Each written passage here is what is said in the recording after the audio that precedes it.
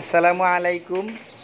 Hello viewers, আজকে আমরা দেখব প্যান কাটিং সালোয়ার কিভাবে কাটতে হয়। তাহলে আমরা কথা না বাড়িয়ে এখন প্যান কাটিং কিভাবে কাটতে হয় আমরা সেটা দেখব। প্রথমে আমরা দেখব কাপড়টা কিভাবে ভাঁজ করে নিয়ে কাটতে হয়।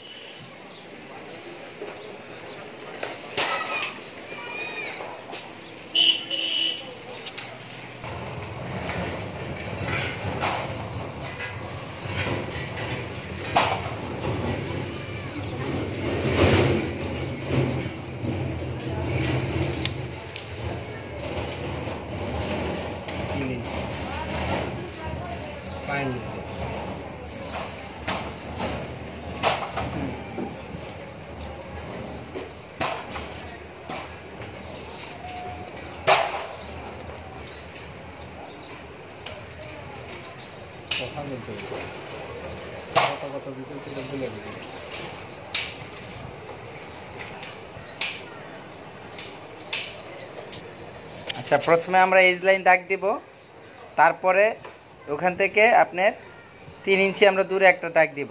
দাগ দেওয়ার পরে আমরা পায়ের মাপ নিব নাকি। দেখেন, পায়ের মাপ 6 ইঞ্চি আমরা নিয়েছি, আর অ্যালাউন্স 1 ইঞ্চি।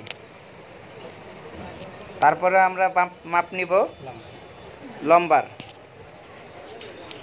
যার যেমন লম্বা অনুসারে সেই মাপটা আমরা দেব। এখন আমরা যে সালোয়ারটা কাটতেছি তার লম্বা হচ্ছে 36, সেই অনুযায়ী আমরা দাগ দিলাম।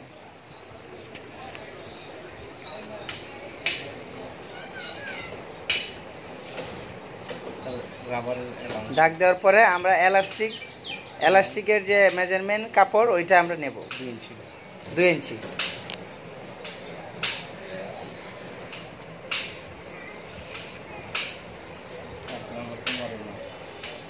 এখন আমরা মাপ নিব কোমরের।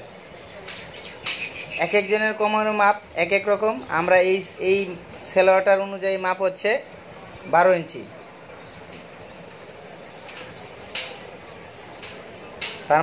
তারপরে আমরা মাপ নিব হাইয়ের এই মাপটা নিলাম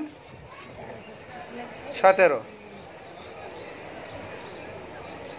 দাগটা দেওয়ার পরে আমরা সোজা আরেকটি দাগ দেব।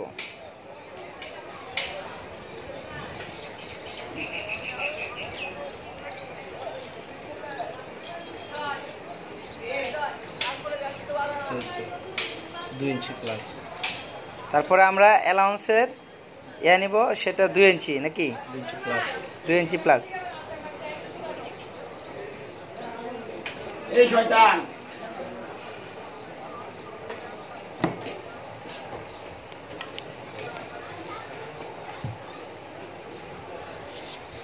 এখানে হাফ ইঞ্চি, ঠিক আছে, হাফ ইঞ্চি জায়গায় শেপ কাটার মুখটা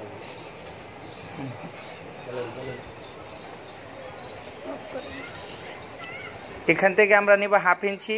হাফ ইঞ্চি নেওয়ার পরে শেপ কাট অনুযায়ী যা আসে ওইভাবে থাই, এটা কি থাই বলে, থাইয়ের মাপ।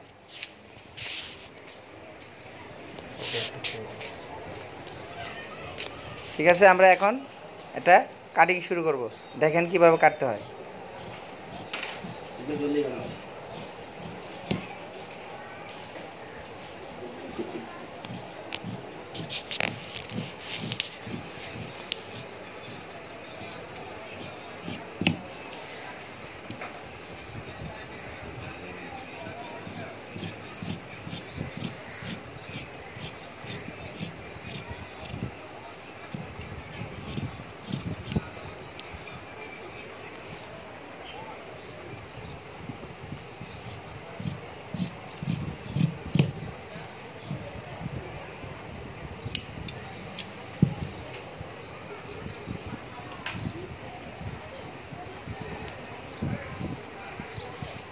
এখন আমরা সালোয়ারের কলির মাপ নেব।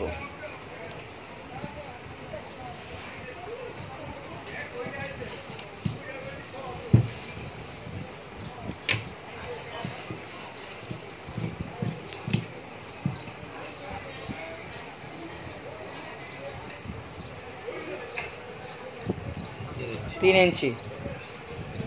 আমরা 3 ইঞ্চিতে একটা দাগ দিলাম, 9 ইঞ্চি। তারপরে লম্বাতে আমরা দাগ দিলাম 9 ইঞ্চি।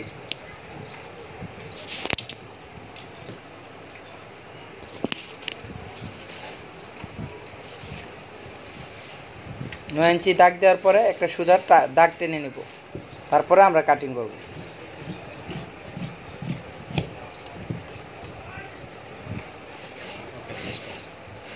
আমাদের কাটিং, সালোয়ার কাটিং শেষ। শেষ হয়ে গেল।